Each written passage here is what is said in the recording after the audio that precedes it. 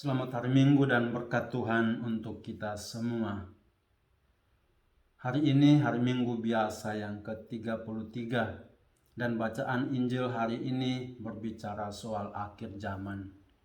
Bahwa Yesus dan para muridnya berada di bait suci Yerusalem dan orang-orang mengagumi keindahan bangunan bait suci itu. Bait suci yang dibangun bertahun-tahun dengan usaha yang luar biasa, yang megah, yang indah. Dan seperti kita ketahui, bait Allah menjadi simbol iman akan orang Israel dengan Allah. Tetapi di saat yang sama juga menjadi lambang identitas pribadi sebagai seorang Yahudi. Bait Allah menjadi kebanggaan bagi setiap orang Yahudi, termasuk Yesus dan para muridnya.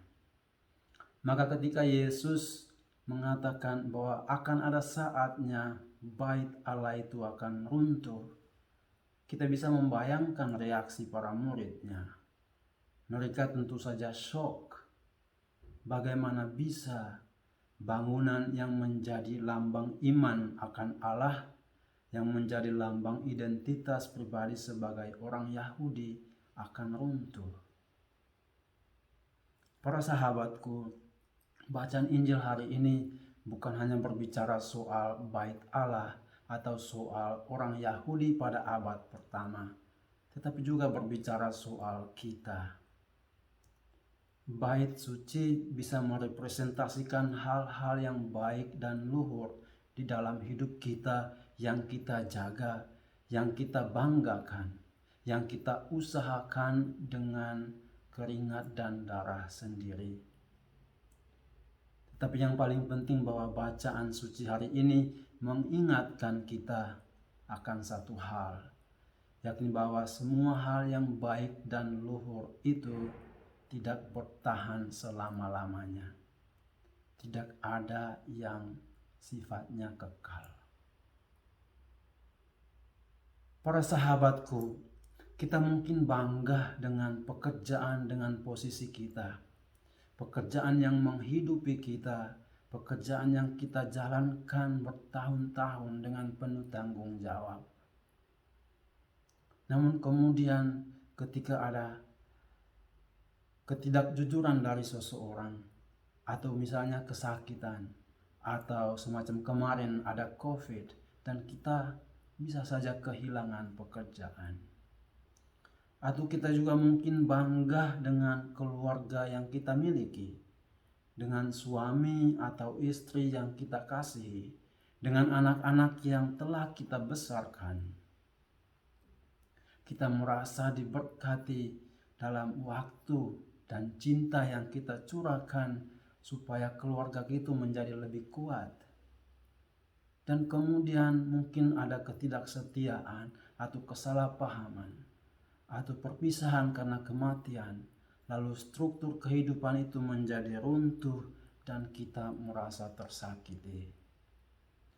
Atau kita juga mungkin bangga dengan keadaan tubuh fisik kita. Kita hidup dengan baik, makan pola hidup yang sehat, lalu olahraga secukupnya. Dan kemudian ada diagnosa sakit atau penyakit yang tidak bisa berkompromi. Energi kita, mobilitas kita menjadi serba terbatas. Kita menjadi stres dan sakit.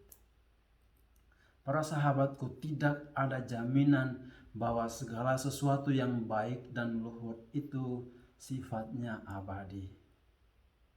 Tetapi jangan berkecil hati, jangan hilang pengharapan. Karena Tuhan dalam bacaan Injil hari ini memberikan kita kekuatan. Bahwa meskipun hidupmu dalam situasi seperti itu, Tuhan tidak pernah melupakan engkau. Kita harus tetap percaya, tetap bertahan bahwa kasih dan penyertaan Tuhan selalu ada untuk kita. Dan kata-kata Yesus dalam baris terakhir pada Injil hari ini sangat berguna untuk kita. Jika kamu bertahan, Jika kamu bertekun, kamu akan memperoleh hidupmu. Maka ketika kita dalam keadaan jatuh seperti ini, ketika kita dalam keadaan sulit, tetaplah percaya, tetaplah bertahan, tetaplah bertekun. Bertekun adalah sebuah kemampuan untuk bertahan, tidak cepat menyerah, dan tetap percaya akan penyertaan dan kasih Tuhan. Maka saudaraku, Tuhan tidak pernah meninggalkan kita. Dia tidak pernah melupakan kita. Dia selalu ada. Hanya kadang kita yang tidak bisa mengetahui, tidak bisa menyadari kehadirannya. Karena kita fokus pada masalah dan lupa akan semua berkat yang telah kita terima. Tuhan selalu ada di pihak kita. Dan Ia pasti menolong kita.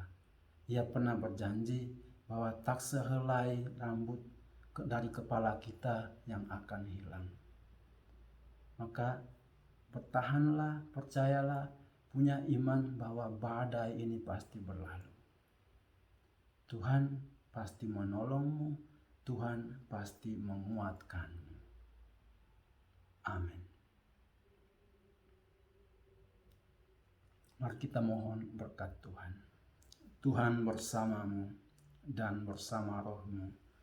Semoga saudara-saudari sekalian hidup dan usahamu, orang-orang yang kamu doakan, segala niat baikmu dalam minggu ini senantiasa ada dalam lindungan, bimbingan, dan berkat Allah yang Maha Kuasa, Bapa, Putra, dan Roh Kudus.